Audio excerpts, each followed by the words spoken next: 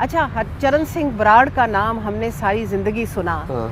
और आपकी मुलाकात हरचरण सिंह बराड़ से एचएसएन कॉलेज में हुई। हाँ। आपसे थोड़े से बड़े थे लेकिन आपके हम जमाती थे क्योंकि वो लेट दाखिल हुए थे। जी। आपकी सारी ज़िंदगी ताहयात उनके साथ बेस्ट फ्रेंडशिप रही। हाँ। कैसे दोस्ती हुई? अच्छा, हरचरण, मैं जब चीज़ कॉलेज में दाखिल हुआ तो पहली जमात में था। पहली के बाद दूसरी में गया, दूसरी के बाद तीसरी में गया। तो तीसरी में 2 सेक्शन थे, लड़के ज़्यादा थे, तो मैं सेक्शन ए में था। तो सेक्शन बी में हरचरण आके दाखिल हुए, तो इनसे कोई मुलाकात भी नहीं हुई सरसरी तौर पे। तो जिस वक्त हम चौथी जमात में गए तो हम दोनों एक ही जमात में प्रमोट हुए, 4A में। तो क्योंकि वो भी अच्छा था पढ़ाई में, मैं भी बुरा नहीं था, तो उससे मेरी दोस्ती हुई। और हमने दोनों ने देखा कि हमारे जो ख्यालात थे वो आपस में काफ़ी मिलते थे। हालांकि वो मजहबी, वो सिख था, गुरुद्वारे जाता था, मैं नमाज पढ़ता था।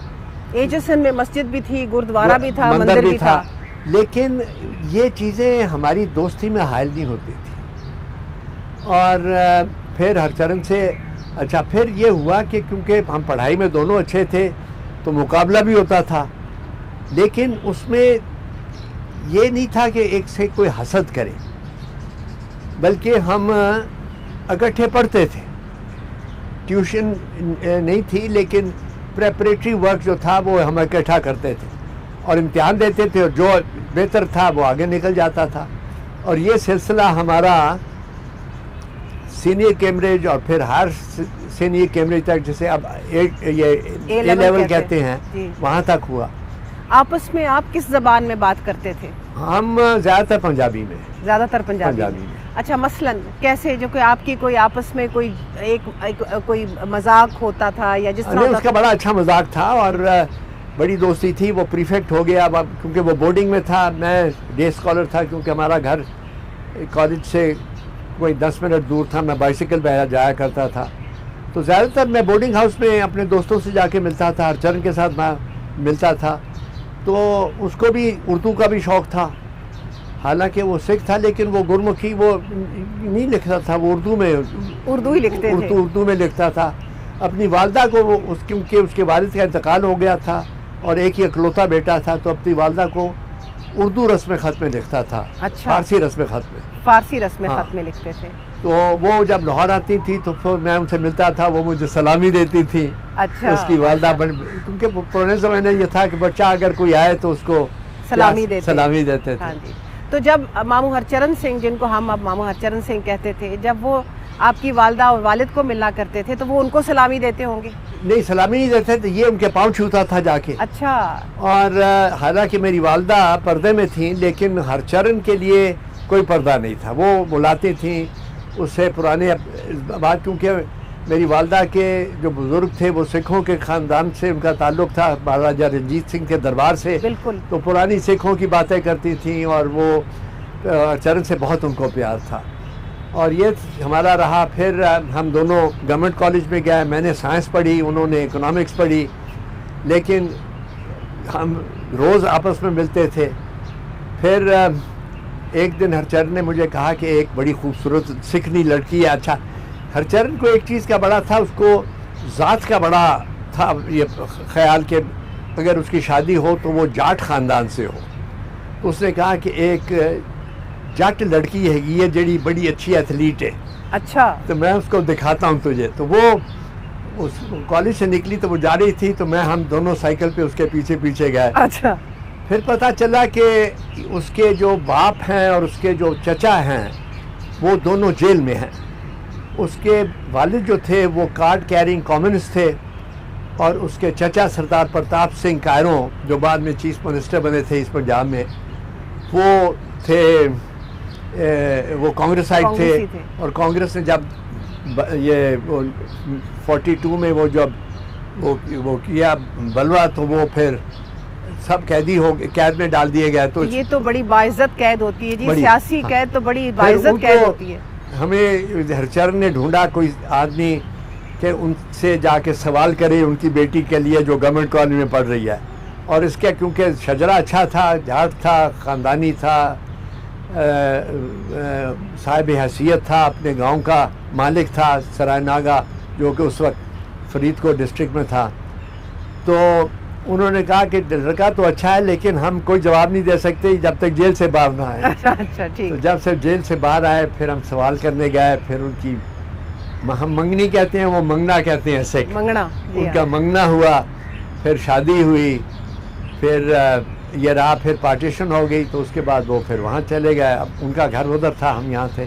मुझे याद है कि उनकी जो बेगम थी बड़ी खूबसूरत थी। हाँ। बहुत खूबसूरत थी और उनका नाम राना था। हाँ। और मेरी वालिदा जो आपकी छोटी बहन है और मेरी बाकी खालाएं जो आपकी बहनें थी, उनको हमेशा माम हरचरण को वो कहती थी भाई हरचरण सिंह, और उनकी बेगम को हमेशा कहती थी भाभी राणा। हाँ। तो ये इस ख़ानदान के साथ महसूस होता था कि शायद वो आपके 5वें भाई हैं। बिल्कुल बिल्कुल बिल्कुल। और न सिर्फ ये, मेरे ना वालिदैन ने उसको अपनाया, मेरे भाइयों ने भी उसको अपनाया, बहनों ने भी अपनाया। और हालांकि वो फिर मेरे जो छोटे बहनोई थे आबिद हुसैन, क्योंकि वो भी एचएन कॉलेज से पढ़े थे और हरचरण भी था, तो उनसे उनकी बहुत दोस्ती हो गई। और भाई आबिद ने एक ज़माने में वो घोड़े पालने शुरू किए, रेसिंग का। तो हरचरण को वहाँ से शौक़ पैदा हुआ, फिर उसने अपने यहाँ भी घोड़े पाल वहाँ एक स्टड फार्म बनाया और कायम किया, और आज तक उसके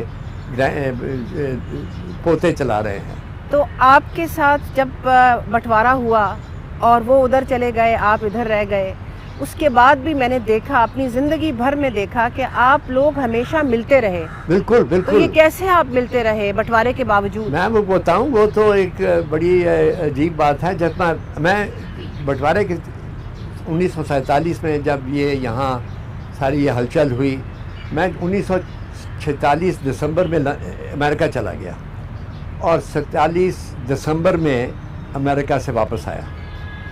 तो वापस आया तो मुझे ये ऐसा एहसास हुआ कि पाकिस्तान तो बिल्कुल एक जेल बन गया है, कि यहाँ से बाहर नहीं आप जा सकते, वीज़ा लग गया। हिंदुस्तान जो कि हम पहले आसानी से फ़िरोज़पुर जाते थे, जहाँ के हमारा जद्दी था, भाई घर था। तो फिर मेरे जानने वाले थे उस ज़माने में आईजी पुलिस कुर्बान अली खां, उन्हें मैं मिलने गया। तो मैंने कहा खान साहब मुझे एक दरख्वास्त करनी है आपसे। कहेंगे क्या है?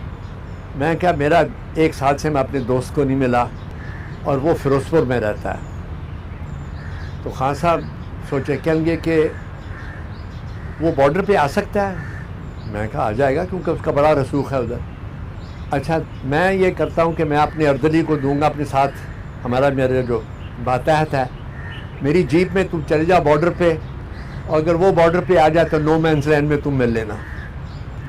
तो हम चले गए यहाँ गंडा सिंह वाले, उधर से हरचरण आ गया। तो ये वहाँ मुलाकात हुई।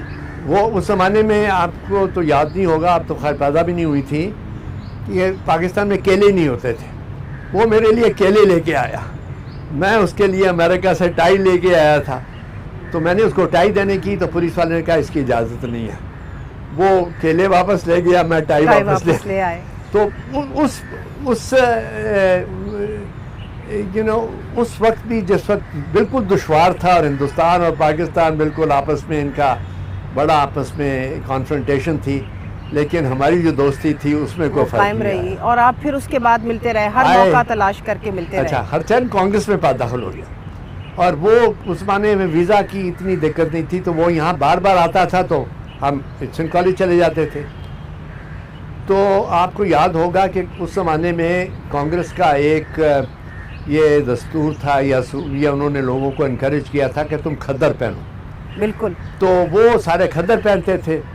तो हरचंद यहाँ बार बार आया, तो उसका सेंस ऑफ ह्यूमर बहुत अच्छा था। तो लोगों ने कहा तू बार बार आ जाना। कहूँगा उत्थे मैं सूट नहीं पाया, थे मैं सूट पाने लिए आ जाना। उत्थे खद्दर पाड़ी पहनती है। तो आप एचएसएन के बाद गवर्नमेंट कॉलेज गए, वहाँ से आपने बीए किया, फिर आप मिशिगन यूनिवर्सिटी एन आर्बर में दाखिल हुए, फिर बंटवारा हुआ, वहाँ से आप वापस आए। जी। जब आप वापस आए तो मेरी वालिदा बताती हैं कि आप कराची मुंतकिल हो गए सही और आपने अपना कारोबारी अपनी ज़िंदगी का वहाँ से आगाज़ किया। सही। वहाँ किस चीज़ का कारोबार शुरू किया आपने? देखिए हमारे जो ख़ानदान का, मेरे वालिदैन का और वालिद का और भाइयों का जो कारोबार था वो अंग्रेज़ फ़ौज के साथ उसका ताल्लुक़ था। जिस वक्त वो चले गया तो कारोबार ख़त्म हो गया।